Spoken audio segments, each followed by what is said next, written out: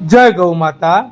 આજે તારીખ 12/9/2025 રોજ ટ્રસ્ટના દાતાશ્રી એવા મહેશભાઈ તળાવિયાના સહયોગથી કરુણા સેવક ગૌસેવા ચેરિટેબલ ટ્રસ્ટના ગૌસેવકોએ એક ગાડી લીલો ઘાસચારો તથા ગૌસેવકોના સહયોગથી 2 પેટી ગોળ એમ એક ગાડી ઘાસચારો અને 2 પેટી ગોળ સુરત પાંજરાપોળ આખાકોલ ગામની ગૌશાળાના ગૌવંશને અર્પણ કર્યો।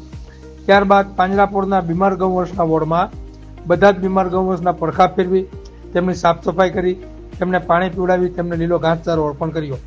જય ગૌ માતા, જય ગોપાલ।